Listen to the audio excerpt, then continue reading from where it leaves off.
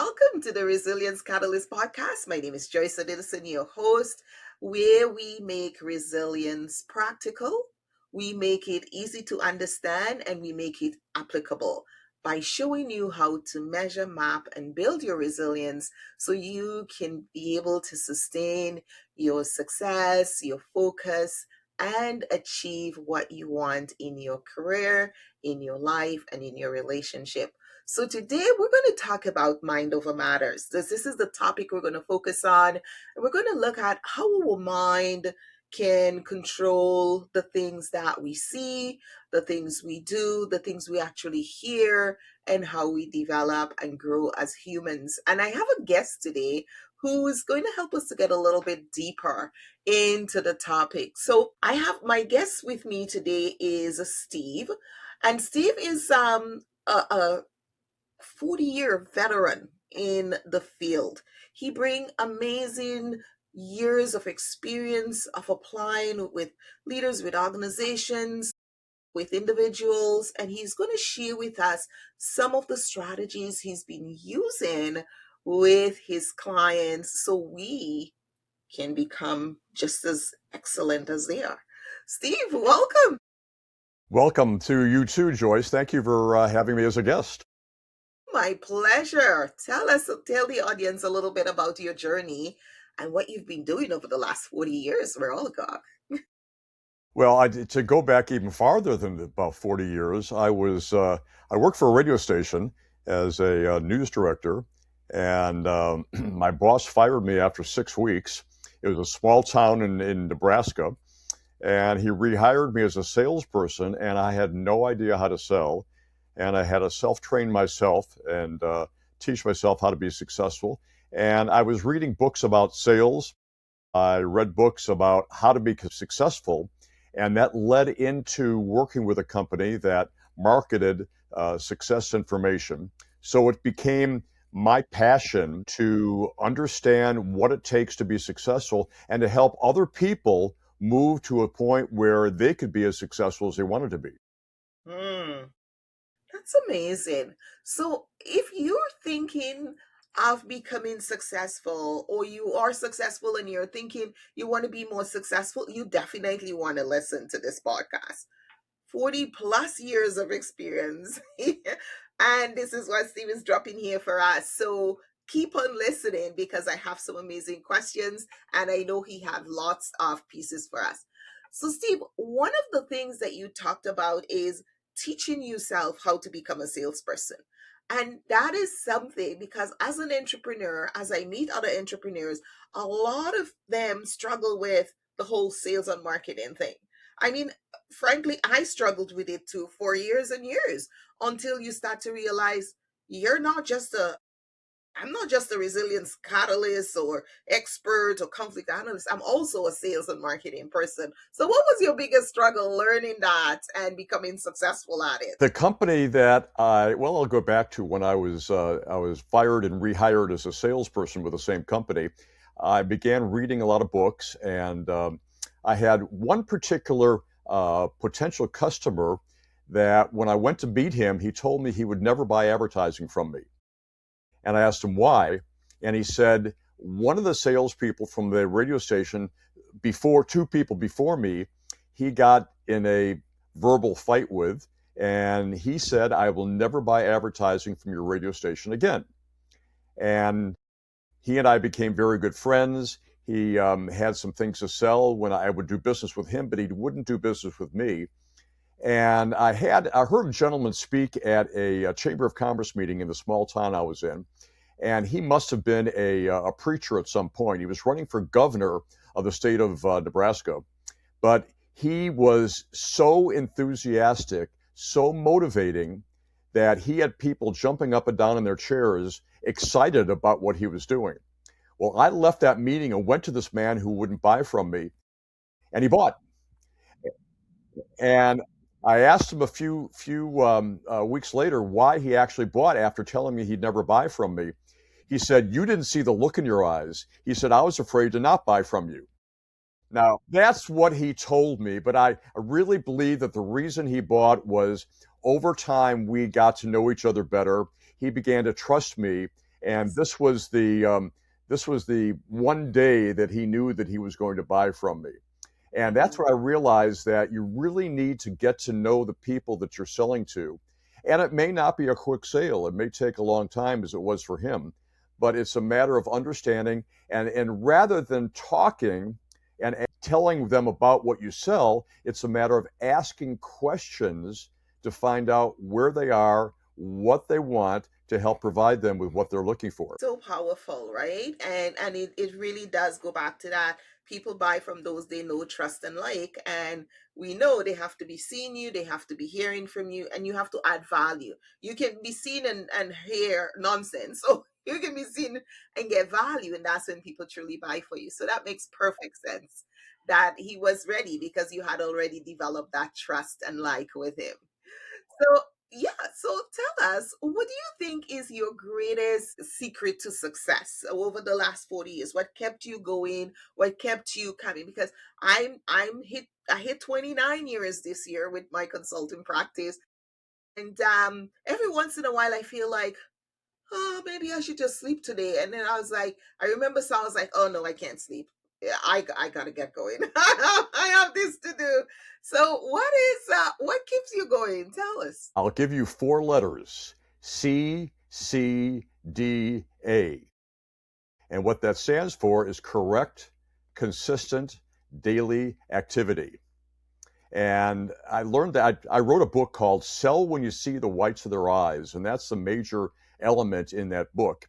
And the reason I call it Sell When You See the Whites of Their Eyes is because if you're going to sell somebody, you need to get close enough to them to see the whites in their eyes. And when you're close to a person, not necessarily physically, but emotionally and mentally, you can sell to them. But Absolutely. when I went to work for this company selling products that help people become successful, the president of the company took me aside and he said, "Do what I tell you to do." Now, I believed him because he was one of the first people in the insurance business to become $1 million roundtable member. He was 29 years old and he was the first young person to do that. And he said, if you do what I tell you to do, you'll be successful. So he had a complete manual that taught us what to do. And I studied that over and over and did exactly what he said to do. Then what Amazing. I developed was a process of activity that I had to do on a daily basis. And that's where the correct, consistent daily activity comes from. I I like made that. I'm writing it down.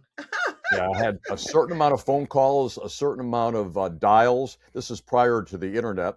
A certain amount of presentations. I received a certain amount of referrals, but I had to get those numbers every single day, or I wouldn't go home.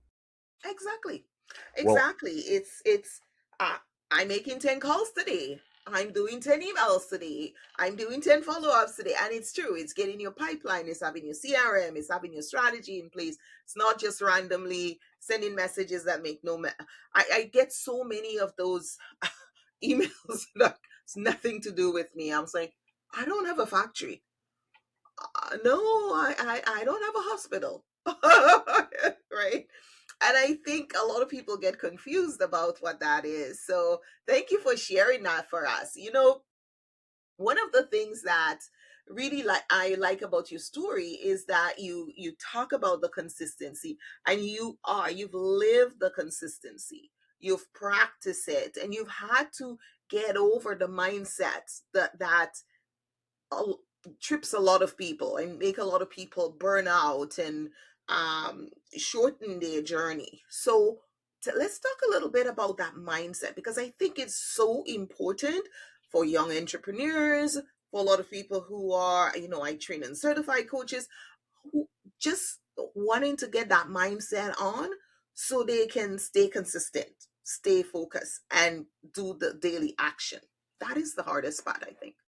well, I heard a quotation a number of years ago, and I use this in the talk that I give because I talk about being relentless, doing whatever you have to do to be successful. You talk more about resilience, and I think the two of those go together. If you're going to be relentless, you have to be resilient. But the quotation I heard was, people don't fail because they lack knowledge, education, or talents. People fail because of what they do not do. And that comes from goes along with the consistency. You simply have to do the work on a regular basis. You take a look at professional athletes, the ones that are highly successful developed a plan. They did it every single day. Now, they may have had a natural ability to do what they were doing, but that doesn't get you to where you want to be, because a lot of athletes and also a lot of famous people didn't have the ability, but Mhm. learned how to develop it. But Mhm. you have to figure out what your plan is. You have to have a passion for what you want, first of all, figure out that plan and consistently do the activity necessary to get to where you want to go. Now, sometimes that activity is not very fun, especially if you're an athlete and you're working out.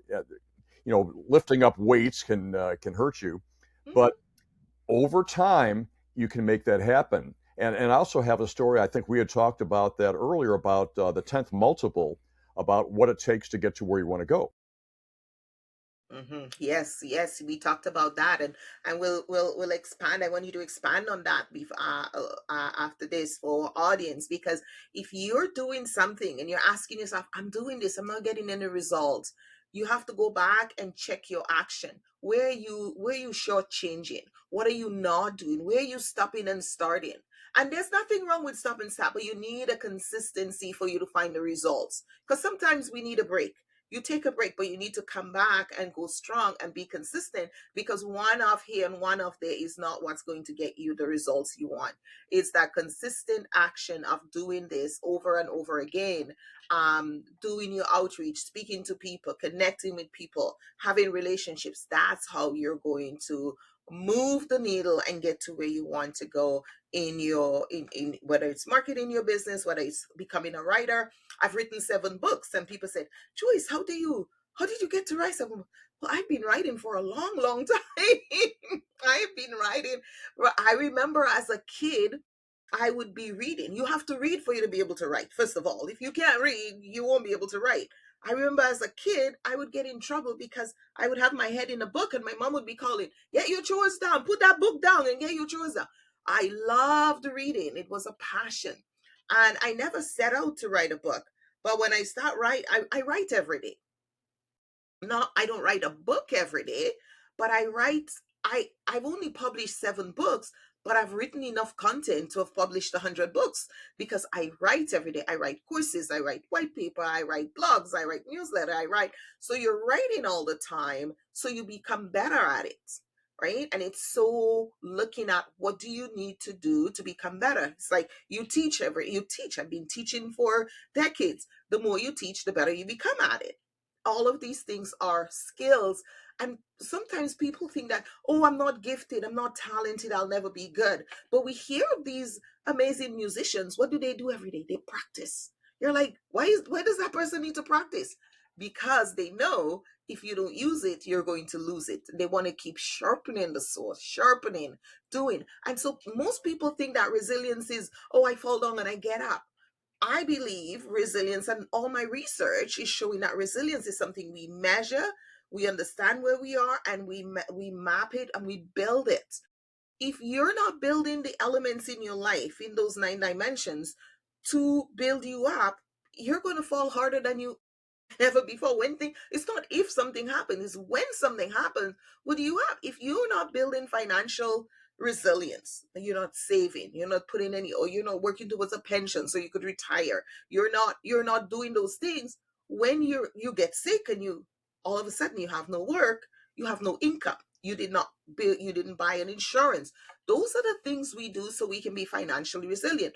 But we have 8 other dimensions of our lives that we need to work on building. So we got a few right, and not everybody get it right, but we've left a lot of. And I was talking to a coach on Friday, and he was saying that, I went to book sleep with Napoleon Hill's book, and he was thinking, and Napoleon Hill was saying that if you don't have resilience, you have nothing. Like, you need it. You need to be able to pick yourself back up, reimagine who you are, because life is going to come at you so heavy, and you have to be able to understand, oh, this is who I am. Let me get back on the horse and keep going.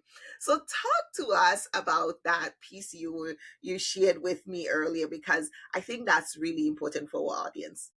Back to what you're talking about, let me preface this first. Uh, Being a writer is all about resilience because a Yes. lot of writers will write something and it doesn't get accepted. But the path to become a great writer is to write over and over and over again. And I'm willing to bet, Joyce, that if I took a look at your early writings from years ago, that it wouldn't compare to the writings you have right now. And that's what happens to everybody. Just because you are not good now doesn't mean you can be good. So let me talk about that 10th multiple that I mentioned earlier. And this comes from the financial industry, but you could apply it to almost anything. If you take $1,000 and double it 10 times, you'll have $1 million.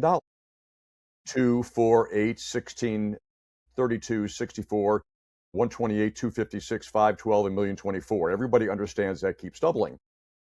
But what people don't realize at the fifth multiple, where you're halfway there, all you have is $32,000.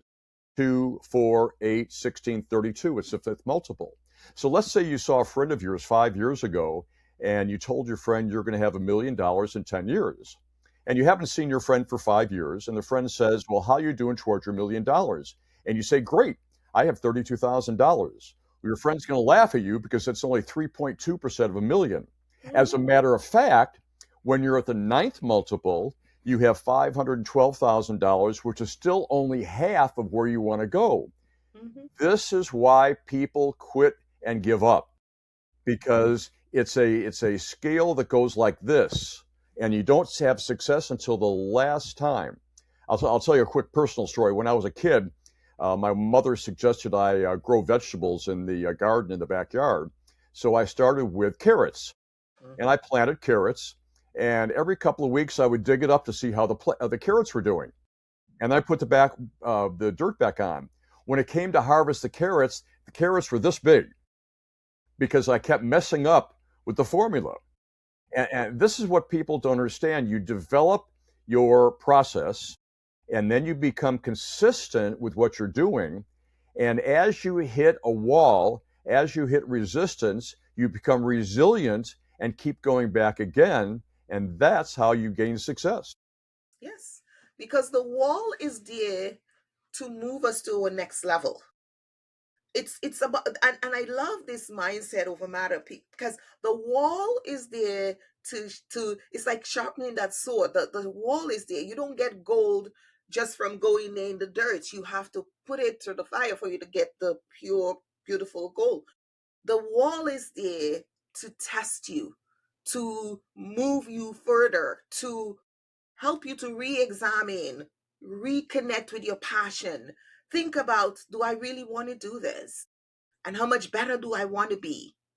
And what is this telling me? But most people see the wall like, I guess I should not be doing that. And they turn away. And you have to see beyond the wall to where you want to be. Uh, Exactly. I'll give you an example. Let's say you want to do high jumps. You've never high jumped before. Well, I think the most successful high jumpers get toward 4, 5, 6 feet they can jump. But when you're beginning, you put the bar about 3 inches above the ground and you jump Mm-hmm. over it. Then when you get good at that, you put it up about 6 inches. Then you Yeah. put it about 12 inches, but Yeah. there's always that wall there. And once you hit the wall, you know you're now beginning to gain acceptance in what you want to do. I'll tell you a quick story about myself. The only skill that I was ever, or rather talent that I was ever born with, was running. I was Mm. a sprinter. I couldn't run long distances, but I could run 100 yards in 10 seconds, which is pretty fast. Here's what happened. I knew I was good, and every time I went to the track practice, I didn't work very hard because I was better than anybody else on the team. But here's what happened. Because I didn't work hard, every time we had a track meet, kids that were nowhere near as good as me beat me because they worked harder, they were consistent, they were resilient, and they didn't stop and quit. Or I just fooled around every time I went to the practice and did nothing. And as a result, I didn't win very many races. It's true. It's not just talent. Talent is just a part of it. You've got to do the work. And that's what gets you to the beyond. So you have to have the vision, because one of the things we teach in our pillars, the first pillar is the resilience anchors. And in there is vision, in there is passion, in there is purpose. If we truly understand what those are, and then we align values to it, then we put faith and hope. When we start building those anchors, when you have that, you can do anything. But most people never really learn to understand and how that maps with your self-esteem, how that maps with your personality style, understanding yourself and putting all of that together. Now you have a foundation. You can build anything on it. But if you don't have a foundation, or you have half a foundation, you put something on it, it'll wobble. And we talk about the house on the rock and the house on the sand. The rain comes, it washes the one on the sand away. The one built on the rock, the rain will come and everything. Even as little kids, I think we have to go back and listen to those. I don't know if they still teach those things. I don't have grandchildren. There's a little rhyme that goes, little piggy on the wall, and he huff and he puff, and he blow the house down, and he huff and he puff, and the house stood up. I mean, those things teach us small little kids. You remember, as 3, 4, 5 year old, they're teaching us those things. I think we need to start teaching our kids these things, because we're seeing the next generation are so emotionally fragile. So emotionally brilliant, but very emotionally fragile and unable to deal with the challenges, that just this sense that everything is going to be perfect. Well, except you're living in utopia, things are going to happen. But so you need to develop, and we love our children, we want to protect them, but we've lost some element of it going down in society, and we come to this generation and we're not preparing them for life. We feel that we can protect them from life, but that's not possible. We cannot. If Well, you yeah, well, I was going to say, kids don't know what failure is. No, Kids not to don't no. know what failure. You see them learning how to walk and they keep falling down. It doesn't bother them. They get back up and keep doing it and falling down, and they realize that they're going to get to where they want to be, and they see that it's our Creator basically said to us, "You can do anything you want to do, but you have to want to do it." There's a lot of things that I have not been successful at, but I didn't have the passion to follow through on that to get to where you want to be. But my Mhm. favorite movie is Forrest Gump. That's Now, good. Forrest Gump was a fun movie to watch, but if you pay attention to Forrest Gump, he was not born with the natural brain that most people had, and he had to work very hard. But his mother basically told him, "You can do anything you want." And he believed that. And he was focused on that, where people are letting all the outside stuff interfere with what they're doing. You're too young, you're too old, you're not smart enough. But he was so focused, a laser focus on what he wanted. Now, again, this is a movie, this wasn't real life. But if you go back and take a look at successful people, I've read about college, high school, and college football players that played with one leg. Hmm. That's absolutely amazing. I have a hard time with two legs, and these kids learn how to do it. I've also heard of football players, and football's my favorite sport, but football players that were blind or couldn't hear, and they still played successfully as football players because their focus was a laser focus. The example I give to people, if you take a magnifying glass and hold it over a piece of paper on a hot day, 100-degree day, if you hold it there, we all know the paper will burn. But if you keep moving the paper around or the magnifying glass around, nothing's going to happen. That's the focus, and the resilience keeps bringing you back to that focus. 100%. 100%. And I think it's so important for us to share this message of resilience, because most people don't fully understand what resilience is. Because our dictionary does, it says it's to bounce back. No, we just bounce back. Okay, I'll bounce back. But what do you have to bounce with? You need something to bounce with, and you got to build that. And you got to keep refining it so you can bounce back, because things are going to happen. Life is going to happen. It happened from the creator of the world. It's going to continue continue to happen. It's that we can't change as much as we want to protect our children, we cannot. And what I see over the years, um, even in society, we are no longer building resilience. My niece was telling me there is no fail in there is no loser and winner in football, in children's soccer anymore. Everybody wins, everybody gets a ribbon, everybody is happy. I was like, they don't know there's winner and loser in life. When are you teaching them that? You have to teach them now while mom and dad can still give them the hug and rub their back and tell them they're still good. But you can try and you can be better. We're just recreating the universe without looking at the principles of life. That's never changes. These are things that will never change. I had a friend of mine who played basketball in high school, but he was only 5'3", and he didn't make the team because he was shorter, and that always bothered him his entire life.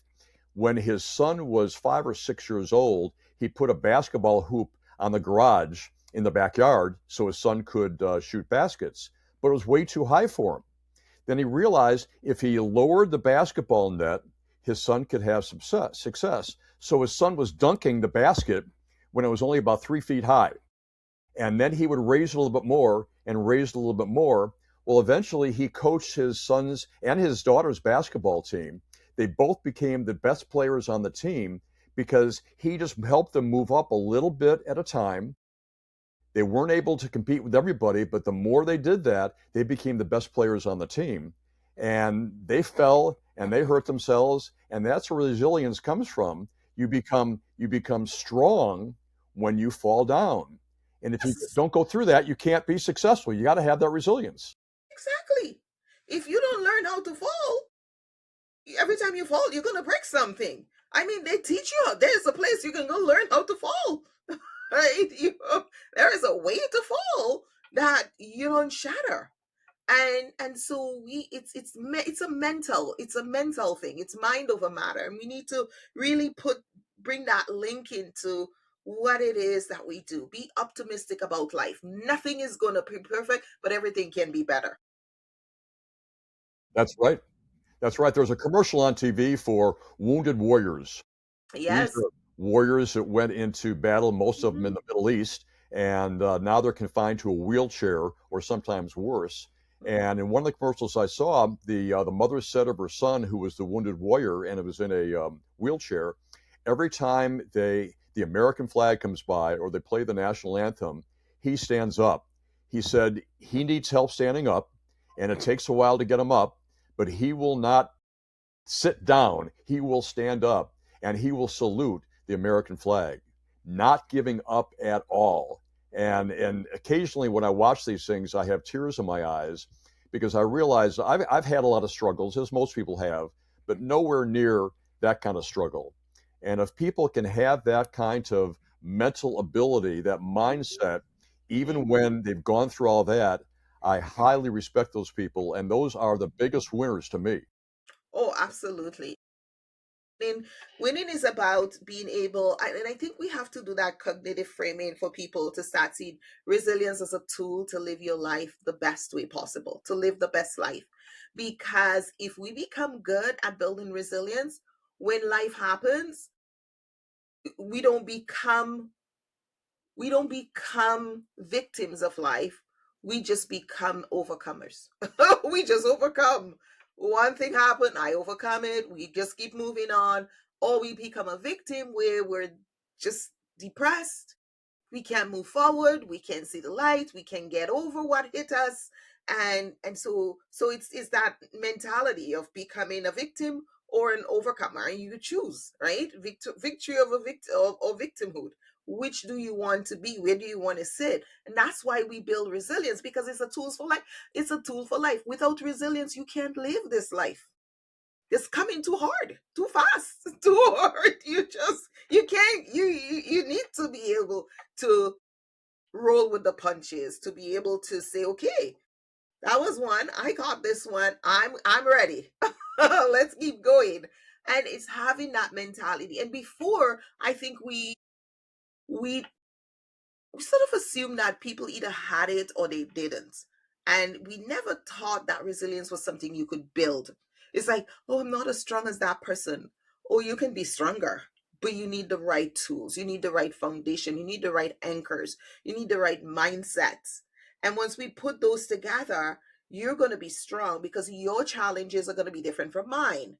My challenges are going to be different from yours. And the things you need to overcome to get to your next level are might be very easy for me, whereas mine could be you'd be like, what is she crying about? That's nothing, right? Our challenges are going to be different, so we each need to build our resilience tool and sharpen it based on our own personal preferences and the things that are important to us, so when life happens, we can overcome, we can be victorious and just keep moving on, because it doesn't come once and stop. Something else will come up, right? All these analogies and all these myths of life, it's just like life is it's a challenge. We have to earn being here. We have to earn the breath that we breathe. Like we pay a price for being on this planet, and that we need resilience for us to keep paying that toll. Well, you use the word victim, and you talked about mentality. There is a victim mentality, Yes. and they think they're a victim, so everybody's against them. And yes, you can't be good at everything. I mean, matter of fact, we're not good at a lot of things. No. There's just a few things that we're really exceptional at, and that's what you have to focus on. But what bothers me is that people are not willing to stay with it. There are things I would love to be good at, but I've decided that I'm not going to put the effort into it. As an example, art. I love art, but I'm not an artist. I kept telling myself, and I never learned how to draw. If I wanted to, Mhm. I could probably be a great artist. Yes. I played musical instruments in school, and I was so, but I never had the passion for being real good at it. And that passion combined with resilience makes you relentless, so you Mhm. don't stop. You keep Yes. going no matter what happens. And that's where successful people, you look at any successful person and their stories, and that's what they do. Yeah. Consistency. It's what you do every day, you become better at, you excel at. You do a little bit, you just keep refining, you just keep going, you just keep managing, and you keep your mindset knowing that this is the prize I'm working towards. It's not now. And you know what? Some people get there before me. A lot of people start off after me and they'll get there before me, but I will get there if I stay consistent. I can jump off the boat anytime and say, oh, look at this. Everybody else on the planet got there. I never got there. Pull me, woe me. I'll just go do something else, right? It's a choice, That's right? right.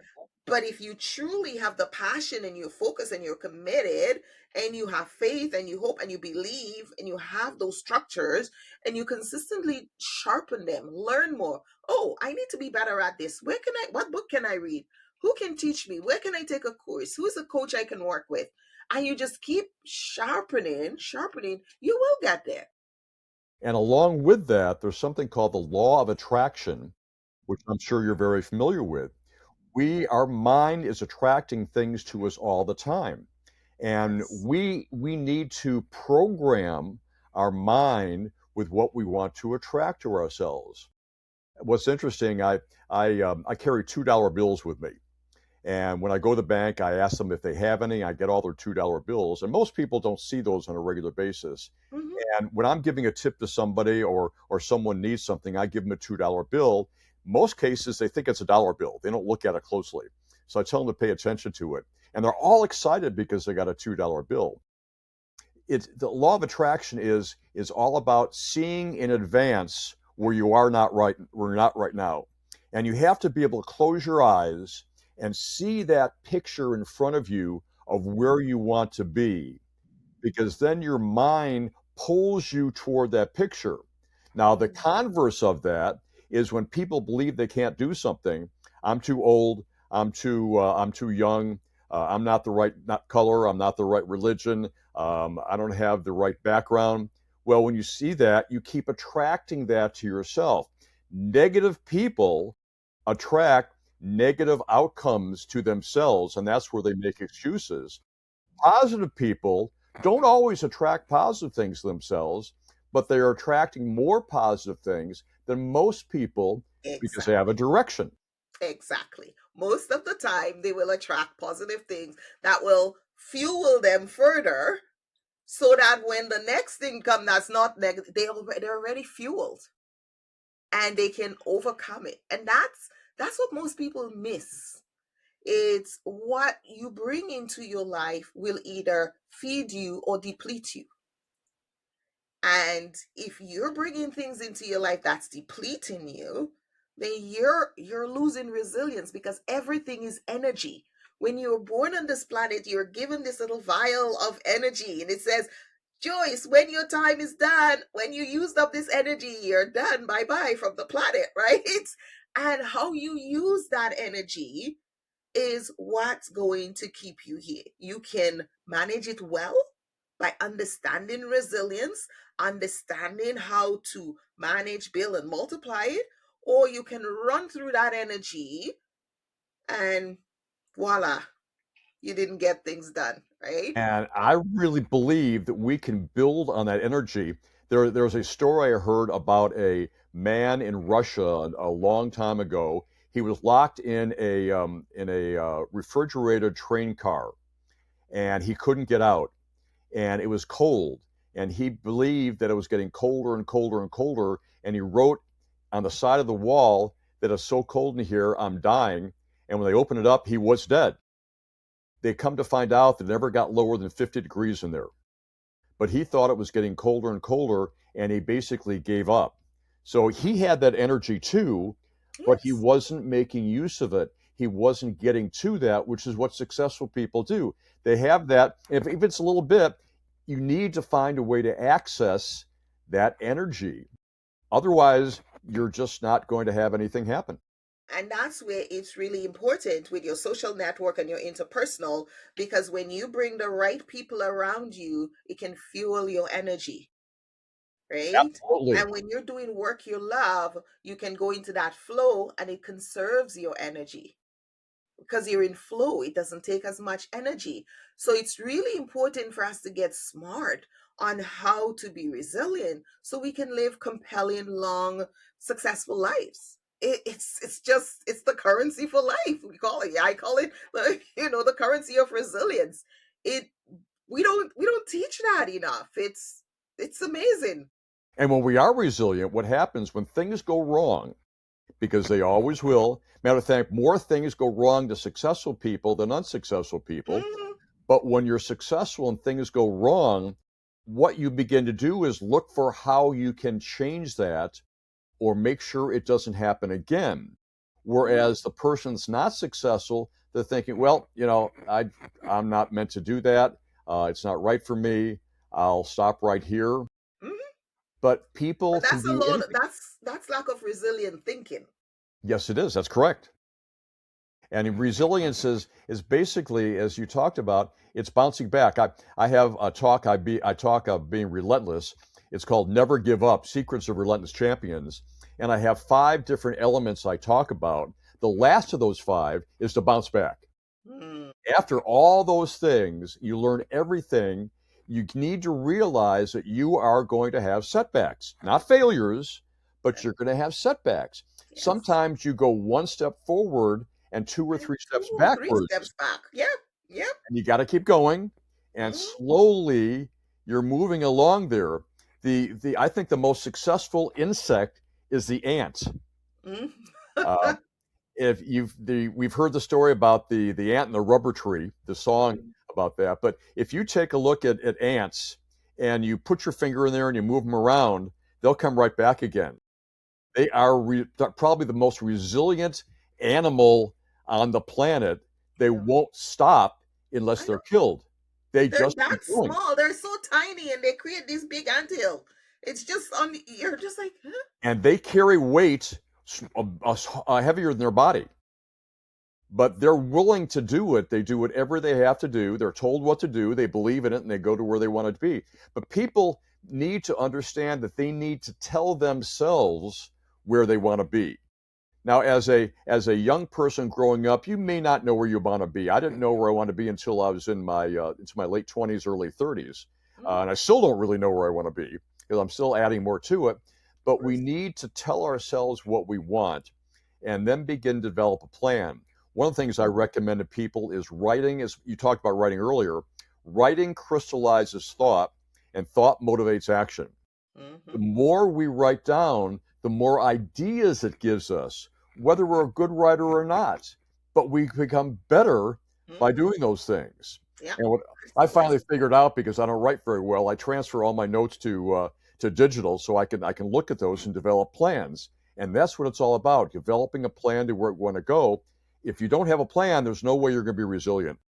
100% true. Wow, Steve, this was a great conversation. Where can the audience get a hold of you? Well, there's Tell us where we can find you. a couple of ways they can do that. They can go to LinkedIn and they can put my name in there. My name on LinkedIn is Steve A. Relentless Klein. Relentless. They can also go to my website, which is also steveacline.com. They can also contact me at steve@steveacline.com. I'll be more than happy to respond to anybody. I'll be more than happy to give them as much as I can.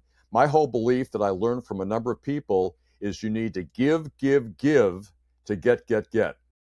And the more you give, the more the universe will just send things to you on a regular basis. So I implore anybody that has interest in anything that we've talked about, or Yes. anything you ever hear when Joyce has another guest, is to contact that person and ask them for help, ask them for ideas, ask them for ways they become more successful.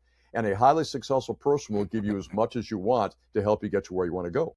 100% true. So well said, Steve. Thank you so much for being here. Well, thank Those of you. you who've been watching, this was a fabulous podcast. Go ahead, listen, share with your network, tell those you know. We know so many people who are struggling and they think it's the world is against them, but the world isn't against them.